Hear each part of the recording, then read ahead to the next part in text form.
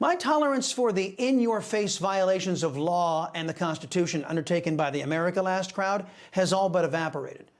Once an occasional, and one could even argue unintentional violation of the Constitution has now become routine as the America Last crowd from both sides of the political aisle seem to regard the revered document as one would regard a piece of toilet paper.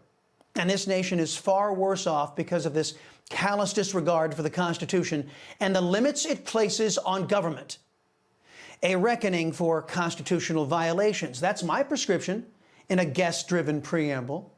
A U.S. District Judge, Paul Engelmayer, has handed down one of the most brazenly unconstitutional rulings I have ever seen. In an effort to stop the Department of Government Efficiency, the only government accountability agency founded to target the government, not our people, this judge ruled that DOJ, the Treasury Secretary, and President Trump can't get access to files in the Department of Treasury, a department overseen by the executive branch.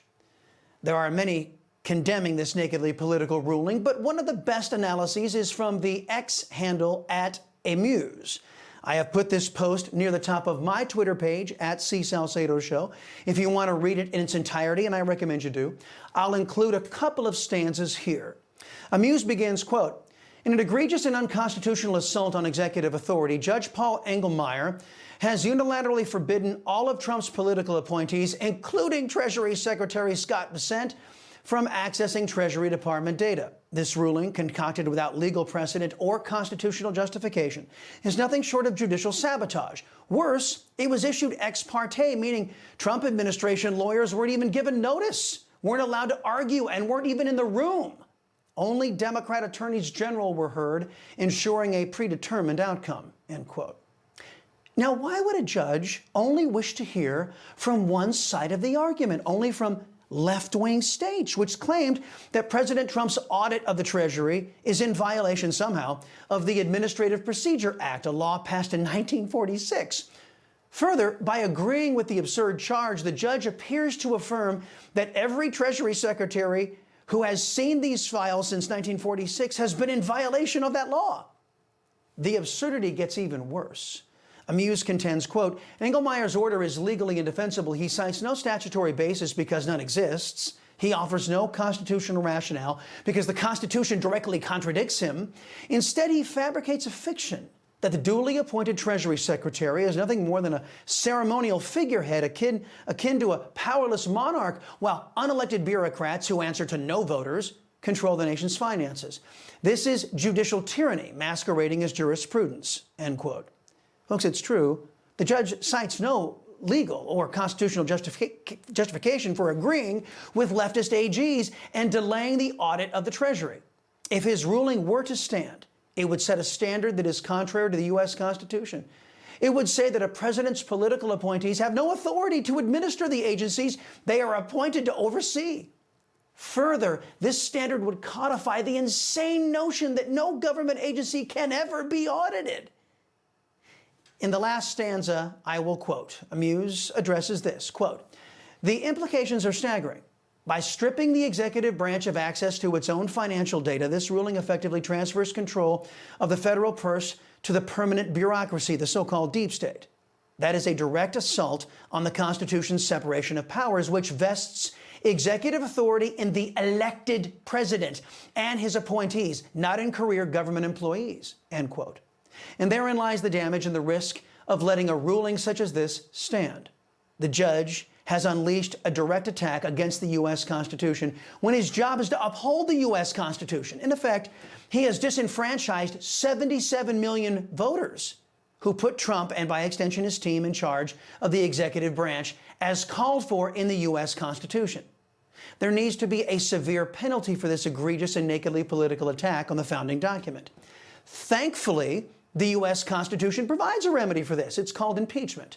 It's part of the checks and balances system meticulously constructed by the Founding Fathers to keep the government at war with itself so it couldn't unite against our people.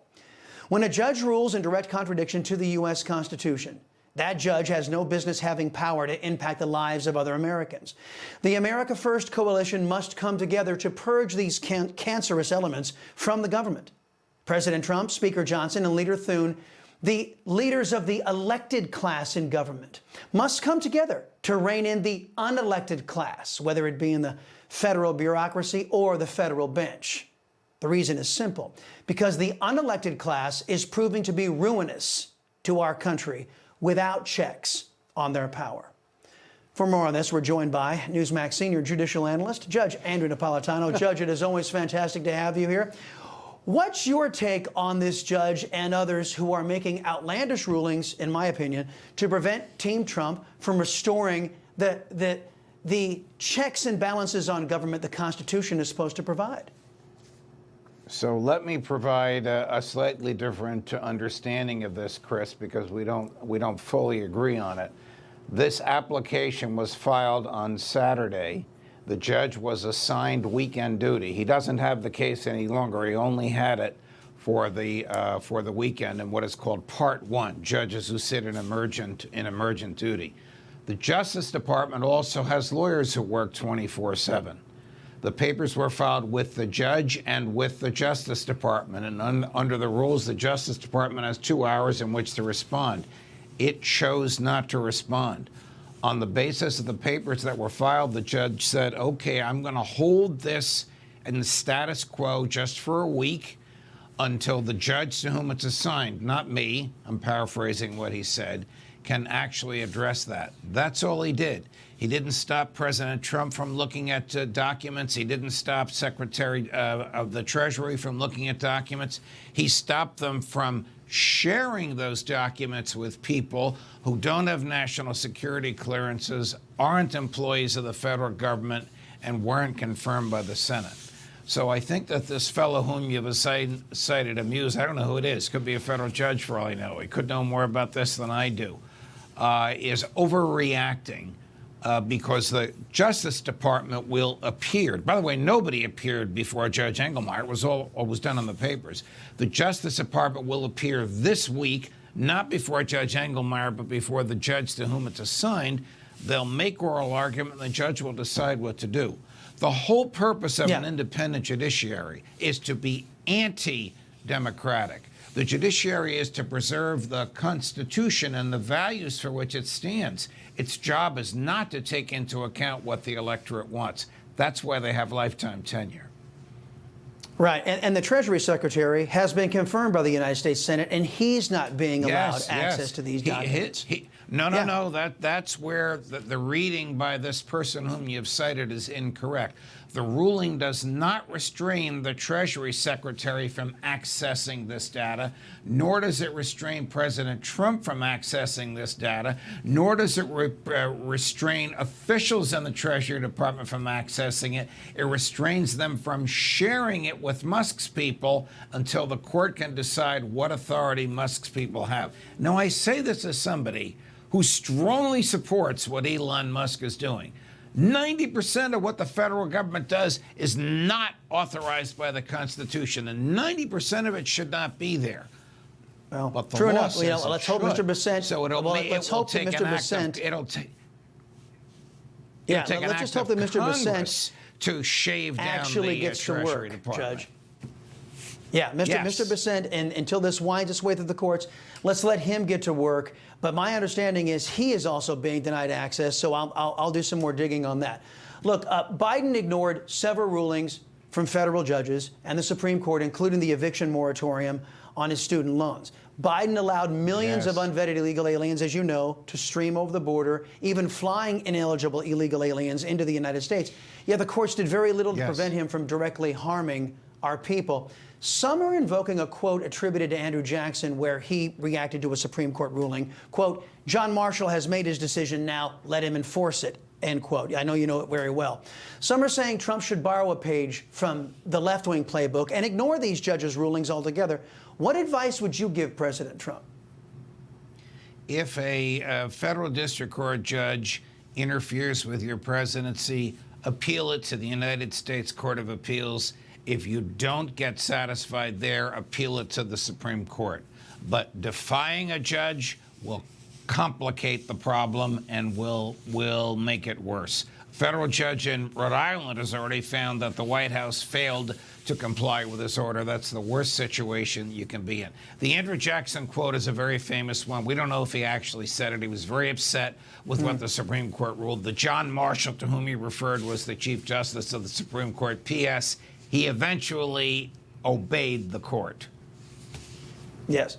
P.S. He did. As a matter of fact, true, but that's what people online are suggesting President Trump do. Now, look, about the preamble and the contention of the preamble.